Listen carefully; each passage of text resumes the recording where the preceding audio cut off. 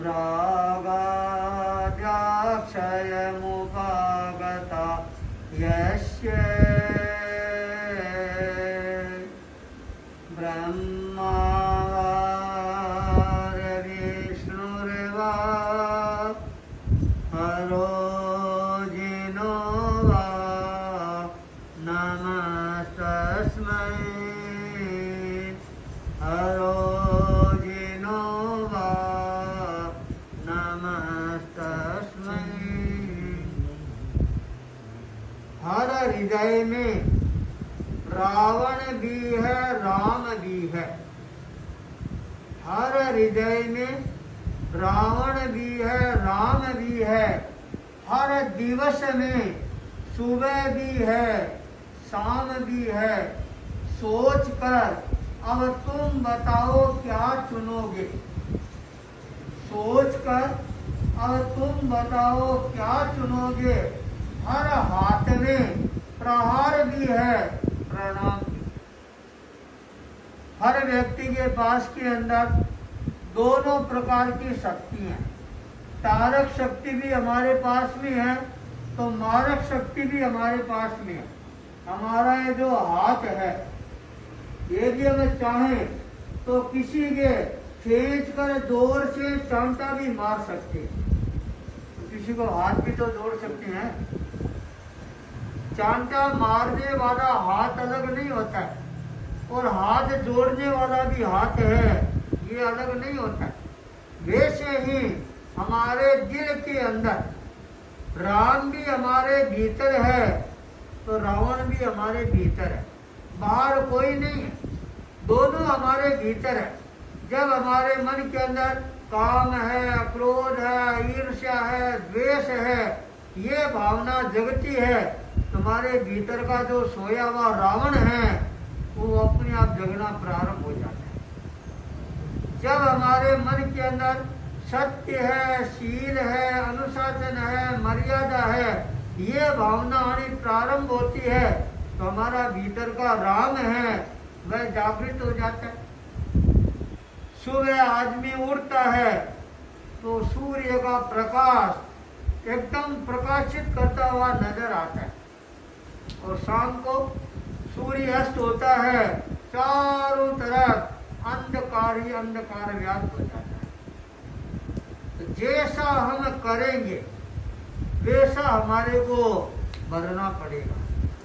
और खोटे का फल खोटा, चाहे दिल्ली जाओ कोटा, कहीं चले जाओ, खोटे का फल है वो हमेशा खोटा ही मिलेगा और अच्छे का फल है वो हमेशा अच्छा मिलेगा। ये नहीं होगा हम आम का बीज लगाते हैं और हमारे को आग का फल मिल जाए, या आग का बीज लगाते हैं और आम का फल मिल जाए। आम के आम लगेगा और आग के आग लगेगा। जैसा हम करेंगे वैसा हमारे को भरना पड़ेगा। आज नहीं तो कल भरना पड़ेगा, अरे इस जन्म में नहीं तो अगले जन्म में भरना पड़ेगा। अनेकों बार लोग आते हैं, महाराज मैं किसी का भी बुरा नहीं करती, पर पता नहीं सारे लोग मेरा ही बुरा क्यों करते हैं।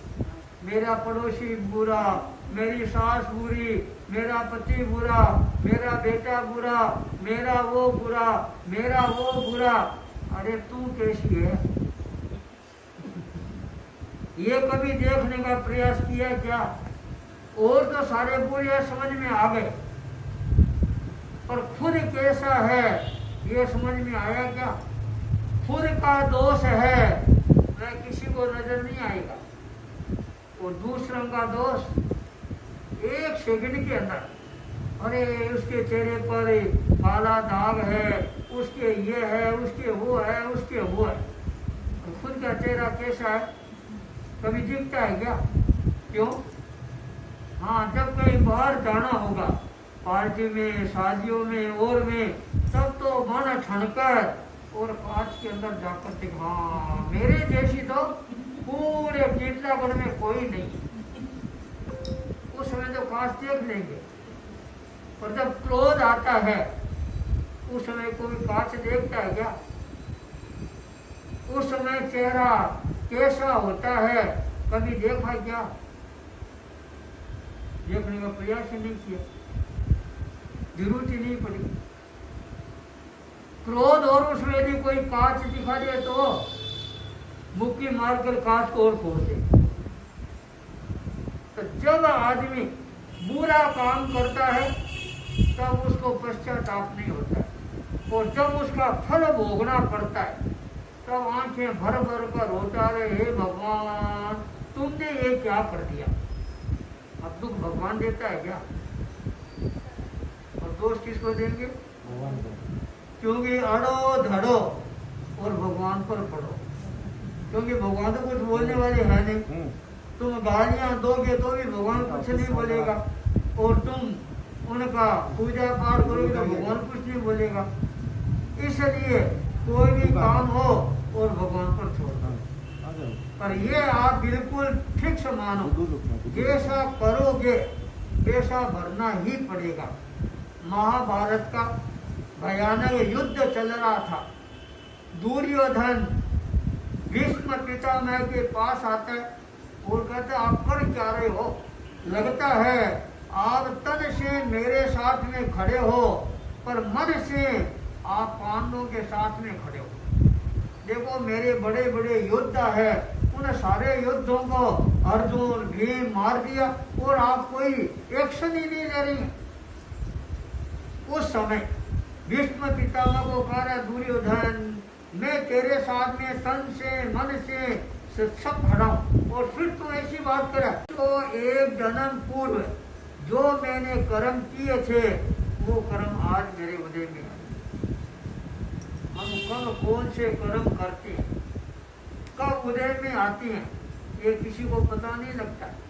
और जब कर्म करते हैं उस समय तो हंस हंसकर कर्म बांध लेते हैं, पर छूटना बहुत मुश्किल है। रो रो कर आदमी परेशान हो जाता है, पर कर्मों का बंधन है यह नहीं छूट पाता। तो आज हम अपने जीवन के अंदर थोड़ा सा आत्मविश्लेषण करके देखें हम क्या कर रहे हैं। हमारे तन से मन से वचन से हम औरों को दुख दे रही हैं या नहीं दे रही हैं, औरों को पीड़ा दे रही है या नहीं दे रही हैं, क्योंकि हमारे पास में तीनों शक्तियां, शक्ति का हम सदुपयोग कर रही हैं या दुरुपयोग कर रही हैं।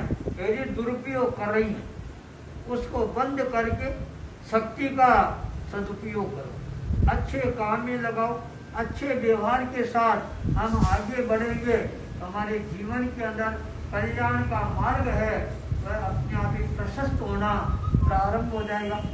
आज अच्छा मौका मिला, 2 दिन का शीतलागढ़ अच्छा प्रवास हो गया, बहुत जगह जाने का अवसर मिल गया, और अपने पुष्पाबाई के घर पर भी 2 दिन का प्रवास हो गया, अच्छा हो गया है। जब भी मौका आएगा फिर शीतलागढ़ जाना होगा, सभी और सत्संग का लाभ लेंगे। इसी मंगल भाव के साथ उन्हें मंगल।